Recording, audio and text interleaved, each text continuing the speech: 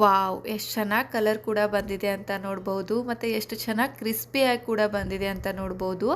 ಆಲೂಗಡ್ಡೆ ಸ್ಯಾಂಡ್ವಿಚ್ ಇದೆ ಫ್ರೆಂಡ್ಸ್ ಇದು.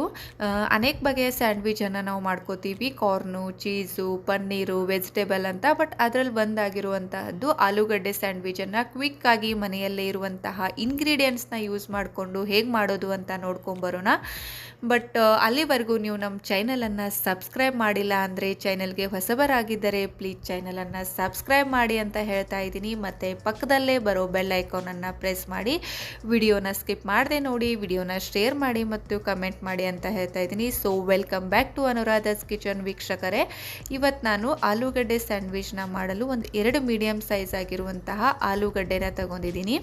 ವಾಶ್ ಮಾಡಿಬಿಟ್ಟು ನಿಮ್ಗೆ ಎಷ್ಟು ಬೇಕೋ ಕ್ವಾಂಟಿಟಿಯಲ್ಲಿ ನೀವು ಅಷ್ಟು ಆಲೂಗಡ್ಡೆನ ತಗೊಳ್ಳಿ ಅಂತ ಹೇಳ್ತಾ ಇದ್ದೀನಿ. ಸೊ ನಾನು ಇಲ್ಲಿ ಒಂದು 3ರಿಂದ 4 ಜನಕ್ಕೆ ಆಗೋಷ್ಟು ಮಾಡ್ತಾ ಇದ್ದೀನಿ. ಸೊ ಒಂದು 2 ಮೀಡಿಯಮ್ ಸೈಜ್ ಆಲೂಗಡ್ಡೆನ ತೊಗೊಂಡು ವಾಶ್ ಮಾಡಿಬಿಟ್ಟು ಚೆನ್ನಾಗಿ ಈ ಥರ ಕಟ್ ಮಾಡ್ಕೋತಾ ಇದ್ದೀನಿ. ಸೊ ಇದನ್ನು ಚೆನ್ನಾಗಿ ಈ ಥರ ಕಟ್ ಮಾಡ್ಕೊಂಬಿಟ್ಟು ಇದನ್ನು ಒಂದು ಕುಕ್ಕರಲ್ಲಿ ಒಂದು 2 ವಿಸ್ತಳನ್ನು ತೊಗೋಬೇಕಾಗುತ್ತೆ.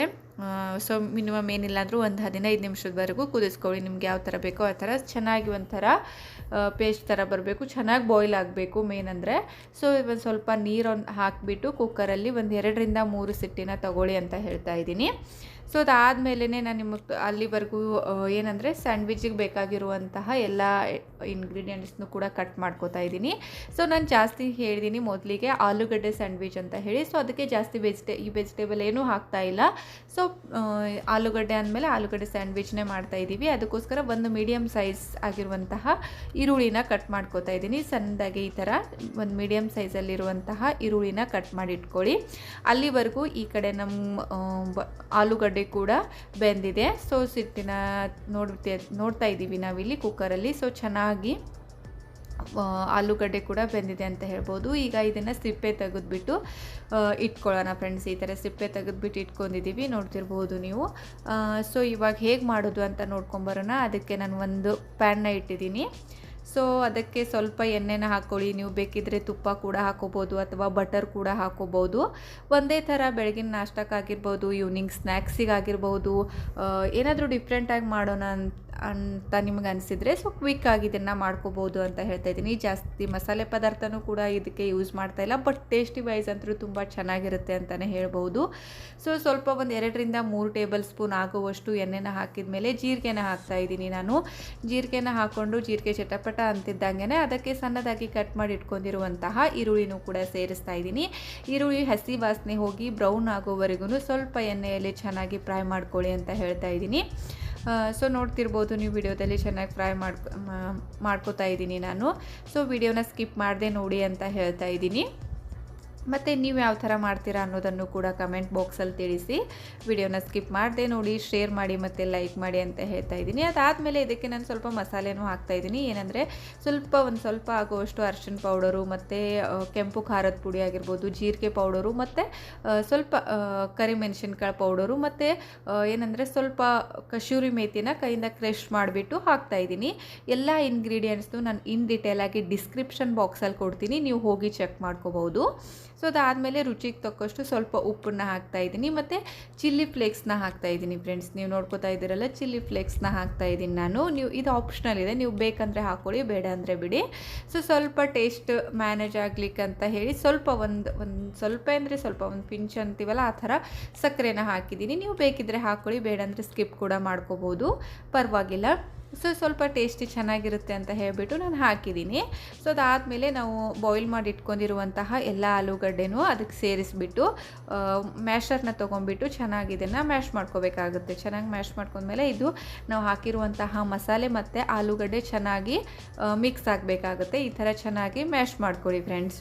ನಾನು ಆಗಲೇ ಹೇಳ್ದಂಗೆ ನೀವು ಬೇಕಿದ್ದರೆ ಬೆಣ್ಣೆ ಕೂಡ ಹಾಕ್ಕೋಬೋದು, ತುಪ್ಪ ಕೂಡ ಹಾಕ್ಕೋಬೋದು ಅಂತ. ಬಟ್ ಎಣ್ಣೆ ಕೂಡ ಹಾಕಿದ್ರೂ ಪರವಾಗಿಲ್ಲ, ನಿಮ್ಗೆ ಯಾವ ಥರ ಬೇಕೋ ಆ ಥರ ನೀವು ಮಾಡ್ಕೊಳ್ಳಿ ಅಂತ ಹೇಳ್ತಾ ಇದ್ದೀನಿ. ಸೊ ಈ ಥರ ಮಾಡ್ತಿದ್ದೀನಲ್ಲ, ಇದನ್ನು ಒಂದ್ಸಲ ಟ್ರೈ ಮಾಡಿ ನೋಡಿ. ನಕ್ಕಿ ಎಲ್ಲರೂ ಇಷ್ಟಪಡ್ತಾರೆ, ತುಂಬ ಚೆನ್ನಾಗಿ ಕೂಡ ಇರುತ್ತೆ ಅಂತ ಹೇಳ್ತಾ ಇದ್ದೀನಿ. ಸೊ ಇವಾಗ ನಮ್ಮ ಬ್ಯಾಟರ್ ಕೂಡ ರೆಡಿಯಾಗಿದೆ. ನೀವು ನೋಡ್ತಿರ್ಬೋದು ಎಷ್ಟು ಚೆನ್ನಾಗಿ ಕಾಣ್ತಾ ಇದೆ ಅಂತ ಹೇಳಿಬಿಟ್ಟು. ವಾವ್, ನೋಡ್ಲಿಕ್ಕಂತೂ ತುಂಬಾ ಸೂಪರಾಗಿ ಕಾಣ್ತಾ ಇದೆ, ಚೆನ್ನಾಗಿ ಮಿಕ್ಸ್ ಕೂಡ ಆಗಿದೆ.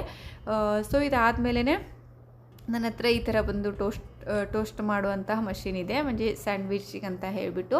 ಸೊ ಅದನ್ನು ನಾನು ಯೂಸ್ ಮಾಡ್ತಾಯಿದ್ದೀನಿ. ನೀವು ಬೇಡ ಅಂದರೆ ನಾರ್ಮಲಿ ತವೆ ಹಂಚಿನ ಇಟ್ಬಿಟ್ಟು ಅದಕ್ಕೆ ಸ್ವಲ್ಪ ಬೆಣ್ಣೆ, ತುಪ್ಪ, ಎಣ್ಣೆ ಅಥವಾ ಈ ಥರ ಹಚ್ಬಿಟ್ಟು ಮಾಡಿದ್ರೆ ಚೆನ್ನಾಗಿರುತ್ತೆ. ಆದಷ್ಟು ಬೆಣ್ಣೆ ಅಥವಾ ತುಪ್ಪನ ಹಚ್ಚಿ ಈ ಥರ ಫ್ರೈ ಮಾಡ್ಕೋಬೇಕಾದ್ರೆ. ಸೊ ನಾನಿಲ್ಲಿ ತುಪ್ಪನ ಹಚ್ತಾ ಇದ್ದೀನಿ, ನೋಡ್ಬೋದು ನೀವು. ತುಪ್ಪ ಹಚ್ಚಿದ ಮೇಲೆ ಅದಕ್ಕೆ ಬ್ಯಾಟರ್ ಕೂಡ ಹಾಕ್ತಾಯಿದ್ದೀನಿ. ಚೆನ್ನಾಗಿ 1 ಸ್ಪೂನ್ ಆಗುವಷ್ಟು, ದೊಡ್ಡ ಸ್ಪೂನಿಂದ 1 ಸ್ಪೂನ್ ಹಾಕುವಷ್ಟು ಬ್ಯಾಟರ್ ಕೂಡ ಚೆನ್ನಾಗಿ ಹಾಕ್ತಾಯಿದ್ದೀನಿ. ಸೊ ಅದಾದಮೇಲೆ ಇದ್ರ ಮೇಲೆ ಮತ್ತೆ ಒಂದು ಬ್ರೆಡ್ನ ಇಡ್ತಾಯಿದ್ದೀನಿ, ಮತ್ತು ಮೇಲ್ಗಡೆ ಸ್ವಲ್ಪ ತುಪ್ಪ ಹಚ್ಬಿಟ್ಟು ಇದನ್ನು ಚೆನ್ನಾಗಿ ಟೋಸ್ಟ್ ಮಾಡ್ಕೋಬೇಕು, ಏನಂದರೆ ಫ್ರೈ ಮಾಡ್ಕೋಬೇಕಾಗುತ್ತೆ ಇದರಲ್ಲಿ, ಟೋಸ್ಟ್ ಮಷೀನಲ್ಲಿ. ನೀವು ಬೇಕಿದ್ದರೆ ತವೆ ಹಂಚನ್ನು ಕೂಡ ಯೂಸ್ ಮಾಡ್ಕೊಳ್ಳಿ ಅಂತ ನಾನು ಹೇಳ್ತಾ ಇದ್ದೀನಿ, ಪರವಾಗಿಲ್ಲ. ಬಟ್ ನನ್ನ ಹತ್ರ ಇರೋದ್ರಿಂದ ನಾನು ಇದನ್ನು ಯೂಸ್ ಮಾಡ್ತಾಯಿದ್ದೀನಿ. ಸೊ ನೋಡ್ತಿದ್ದೀರಲ್ಲ ಎಷ್ಟು ಚೆನ್ನಾಗಿ ಕಾಣ್ತಾ ಇದೆ ಅಂತ ಹೇಳಿ. ಮತ್ತು ನಾನು ಬ್ರೌನ್ ಬ್ರೆಡ್ನ ತೊಗೊಂಡಿದ್ದೀನಿ. ನೀವು ಬ್ರೌನ್ ಬ್ರೆಡ್ ಸ್ವಲ್ಪ ಹೆಲ್ತಿಗೆ ಏನಂದರೆ ಚೆನ್ನಾಗಿರುತ್ತೆ ಅಂತ ಹೇಳ್ಬೋದು, ಒಳ್ಳೆಯದಂತ. ಅದಕ್ಕೋಸ್ಕರ ಬ್ರೌನ್ ಬ್ರೆಡ್ನ ತೊಗೊಂಡಿದ್ದೀನಿ. ಸೊ ನಿಮ್ಮ ಮನೇಲಿ ಯಾವುದಿರುತ್ತೆ ಅಥವಾ ನಿಮ್ಗೆ ಯಾವ್ದು ಕಂಫರ್ಟೇಬಲ್ ಆಗುತ್ತೆ ಅದನ್ನು ತಗೊಳ್ಳಿ, ಪರವಾಗಿಲ್ಲ. ಸೊ ಮತ್ತು ಇದಕ್ಕೆ ಮೇಲ್ಗಡೆ ಒಂದು ಲೇಯರ್ನ ಹಾಕಿಬಿಟ್ಟು ಇವಾಗ ಇದು ರೆಡಿ ಆಯ್ತು ಅಂತ ಹೇಳ್ಬೋದು. ಇವಾಗ ಇದನ್ನು ಮುಚ್ಚಿಬಿಟ್ಟು ಏನಂದರೆ ಮೇಲ್ಗಡೆ ಲೈಟ್ ಹತ್ತೋವರೆಗೂ ನಾವು ವೇಟ್ ಮಾಡಬೇಕಾಗುತ್ತೆ. ರೆಡ್ ಮತ್ತು ಗ್ರೀನ್ ಲೈಟ್ ಅಂತ ಇರುತ್ತಲ್ಲ ಇದಕ್ಕೆ. ಸೊ ಅದು ಸಿಂಬಲ್ ಕೊಟ್ಟರೆ ಆಗಿದೆ ಅಂತ ಹೇಳಿಬಿಟ್ಟು, ಸೊ ಮೇಲ್ಗಡೆ ಸ್ವಲ್ಪ ತುಪ್ಪನ ಹಚ್ಬಿಟ್ಟು ಇವಾಗ ನಾನು ಮುಚ್ತಾ ಇದ್ದೀನಿ, ನೀವು ನೋಡ್ತಿರ್ಬೋದು. ಸೊ ನಿಮಗೆ ಮೇಲ್ಗಡೆ ಲೈಟ್ ಕೂಡ ಕಾಣ್ತಾ ಇದೆ, ರೆಡ್ ಮತ್ತು ಗ್ರೀನ್ ಅಂತ ಹೇಳಿಬಿಟ್ಟು. ಸೊ ಇವಾಗ ಆನ್ ಮಾಡ್ತಾ ಇದ್ದೀನಿ, ನೀವು ನೋಡ್ತಿರ್ಬೋದು. ನಾನು ಆನ್ ಮಾಡಿದ್ದೀನಿ, ಇವಾಗ ಗ್ರೀನ್ ಲೈಟ್ ಹತ್ತಿದೆ. ಸೊ ಗ್ರೀನ್ ಆದಮೇಲೆ ರೆಡ್, ಇಮಿಡಿಯೇಟಾಗಿ ಯಾವಾಗ ರೆಡ್ ಲೈಟ್ ಬರುತ್ತೋ ಆವಾಗ ಇದು ಚೆನ್ನಾಗಿ ಆಗಿದೆ ಅಂತ ಹೇಳಿಬಿಟ್ಟು. ಸೊ ವಿಡಿಯೋನ ಸ್ಕಿಪ್ ಮಾಡದೆ ನೋಡಿ ಅಂತ ಹೇಳ್ತಾ ಇದ್ದೀನಿ. ಸ್ವಲ್ಪ ಹೊತ್ತು 1-2 ನಿಮಿಷ ವೇಟ್ ಮಾಡಿದ ಮೇಲೆ ರೆಡ್ ಲೈಟ್ ಕೂಡ ಹತ್ತಿತ್ತು ಫ್ರೆಂಡ್ಸ್. ಸೊ ಅದಾದಮೇಲೆ ಬಂದ್ ಮಾಡಿದ್ದೀನಿ ನಾನು, ಬಟನ್ನ ಆಫ್ ಮಾಡಿಬಿಟ್ಟು ಇವಾಗ ತೆಗೆದು ತೋರಿಸ್ತಾ ಇದ್ದೀನಿ. ಎಷ್ಟು ಚೆನ್ನಾಗಿ ಕ್ರಿಸ್ಪಿಯಾಗಿ ಬಂದಿದೆ ಅಂತ ನೋಡ್ಬೋದು, ಎಷ್ಟು ಚೆನ್ನಾಗಿ ಕಲರ್ ಕೂಡ ಬಂದಿದೆ ಅಂತ ನೋಡ್ಬೋದು. ತಿನ್ಲಿಕ್ಕೆ ಕೂಡ ಚೆನ್ನಾಗಿರುತ್ತೆ, ಮಕ್ಕಳು ಕೂಡ ಇಷ್ಟಪಡ್ತಾರೆ, ಮನೇಲಿ ಎಲ್ಲರೂ ಇಷ್ಟಪಡ್ತಾರೆ. ಸೊ ಒಂದ್ಸಲ ಇದನ್ನು ಯಾಕೆ ನೀವು ಟ್ರೈ ಮಾಡಬಾರ್ದು ಅಂತ ನನ್ನ ಅನಿಸಿಕೆ ಆಗಿದೆ. ಒಂದ್ಸಲ ನಕ್ಕಿ ಟ್ರೈ ಮಾಡಿ ನೋಡಿ ಅಂತ ಹೇಳ್ತಾ ಇದ್ದೀನಿ. ನೋಡ್ಬೋದು ಬಿಸಿ ಬಿಸಿಯಾಗಿ ನಮ್ಮ ಇವಾಗ ಸ್ಯಾಂಡ್ವಿಚ್, ಆಲೂಗಡ್ಡೆ ಸ್ಯಾಂಡ್ವಿಚ್ ರೆಡಿ ಆಯ್ತು ಅಂತ ಹೇಳ್ಬೋದು.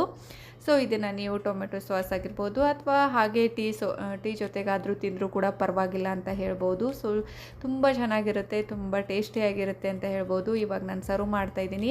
ಒಂದು ಪೀಸ್ನ ಹಾಗೆ ಇಟ್ಟಿದ್ದೀನಿ, ಮತ್ತೊಂದು ಪೀಸ್ನ ನಿಮಗೆ ಕಟ್ ಮಾಡಿ ಕೂಡ ತೋರಿಸ್ತಾ ಇದ್ದೀನಿ. ಬ್ಯಾಟರ್ ಕೂಡ ಯಾವುದೇ ಆಲೂಗಡ್ಡೆ ಬ್ಯಾಟರ್ ಕೂಡ ಹೊರಗಡೆ ಬಂದಿಲ್ಲ, ಎಷ್ಟು ಚೆನ್ನಾಗಾಗಿದೆ ಅಂತ ನೋಡ್ಬೋದು. ನಾರ್ಮಲಿ ನೀವು ತವೆ ಹಂಚಿಟ್ಟು ಕೂಡ ಮಾಡ್ಬೋದು ಅಂತ ನಾನು ಹೇಳಿದ್ದೀನಿ ಆಲ್ರೆಡಿ.